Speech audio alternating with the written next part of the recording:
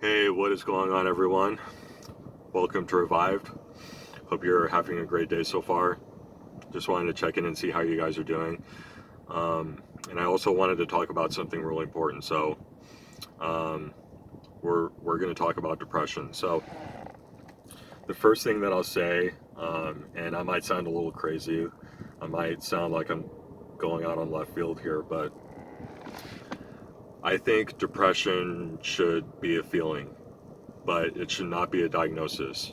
And I say it shouldn't because, and, and I say it shouldn't instead of it isn't because I'm not a doctor, I'm not a psychiatrist. That's way above my pay grade. So please take whatever I say with a huge grain of salt. I just want to make that very clear to whoever's watching this. But what I will say, based on my own personal experience, which I'll get to in a minute, is um, doctors that either really care and will recommend certain medications without pushing it on you, and they develop really great relationships with their patients. And I've noticed that among my group of friends. I know people that see a therapist every week, and they're diagnosed and they take medication, and it helps them. I've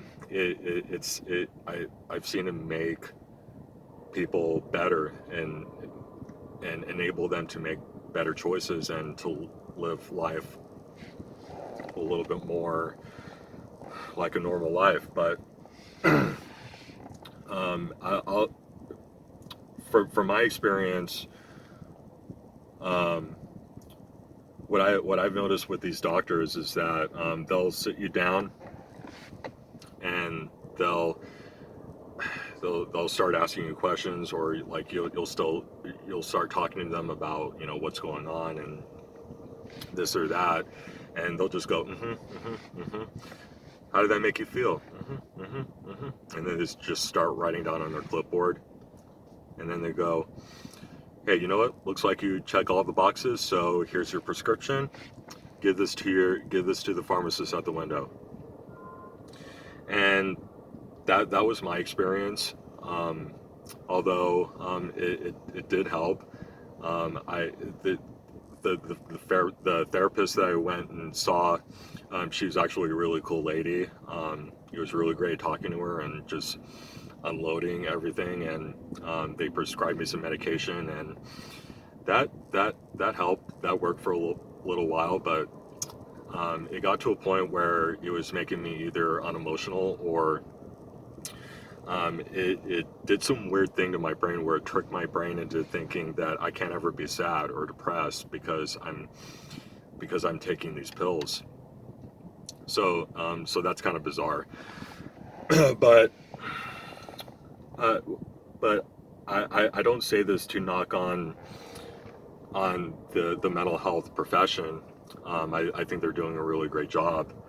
And again, this message isn't going to apply to every single person that watches this. So um, take whatever I say for what it's worth. But um, it's gotten to a point where depression has been alienated. It's sort of become a very taboo thing. Um, and it seems as though in our society we can feel any other feeling except depression, except sadness. Can't ever cry. And if you cry, especially right in front of people, especially if you're a man, you're a pussy, right? That's what we've been taught since we were boys, is that men don't cry. If you cry, you're a pussy. And obviously that's not the case. I mean, you see videos of, even male celebrities, musicians, actors, they start crying and they're vulnerable and they start talking about their life story, and that's great. Um, but but we haven't really seen that more within the private sector. We haven't seen that more with other people because everybody's really guarded. everybody always feels like we always feel like we have to put our armor on and put this mask on and pretend like everything's fine, everything's okay. I mean, especially with social media and these devices that we have in our pockets. If you go to Instagram and you're just scrolling through the stories, you'll always come up on one where your friend and his wife and their 8-month-old baby are out on the Bahamas, taking a picture, all smiles, and you know there's a sunset, there's waves crashing on the shore, and everything's great and fine, right? But then we never know what happens to them after they turn the camera off. We just never know. Did they get into a huge blowout fight after they took that picture? Are they in scrupulous amounts of debt? Is their business going under? Are they losing their jobs? We just never really know what's going on behind closed doors. And most people, when you talk to them, even they don't even have to be a stranger. They can be a really close friend. They can be sorry about the lighting in here, guys. I'll turn the light on for you. It could either be a stranger, or it could either be a close friend or a family member.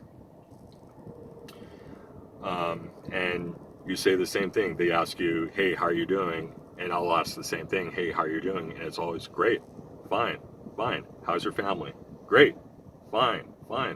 How's your son? Oh, he's doing great. He just made the soccer team, and we're really proud of him. He's a straight A student. All this and that, and it's always great. It's always sunshine and rainbows. But they never tell you. And you don't have to air out your dirty laundry. You don't have to say everything sucks right now and I feel hopeless and I feel suicidal and what's the point? But you can just say, "Hey, you know what, man? I'm having kind of a shitty day." And then the other person goes, "Oh, you are? Okay. Let's talk about that." Or, "Yeah, you know what, man? I'm having a pretty shitty day too." And then what happens? That's how solid friendships happen. That's how people can start to relate to each other and form relationships. And that's how the church should be. And I'll go out on a limb and talk about the church. That's how the church used to be. I haven't really seen that as much of that anymore, especially with all these like commercialized churches. Is you go in, you sit down, listen to the guy speak, and get your chicken soup for the soul message for the day, and you just go on about your life. Don't say hi to anybody. You're just looking at your phone the whole time. So that's what's been happening, and that really needs to change. And not just in the church, but like every aspect of life, jobs, businesses, even social media. It's okay to be honest on social media. I think if we all did that, I think we would have less confusion, we'd have less anger, we'd have less political division. I think all of that shit would come to a hard stop right now if we all just did that. And doing that, it feels like a huge weight is lifted off of your shoulders. Like you can breathe again. Like you can be honest with yourself. So there's my message of the day for you guys. I hope you enjoyed it. I don't know how much you got out of it, but I hope it helped. So if you guys like this content, please subscribe, like this video, leave a comment with any or a comment, a suggestion, a question, anything you have for me. I'll read it. And with that said, I'll see you guys next time.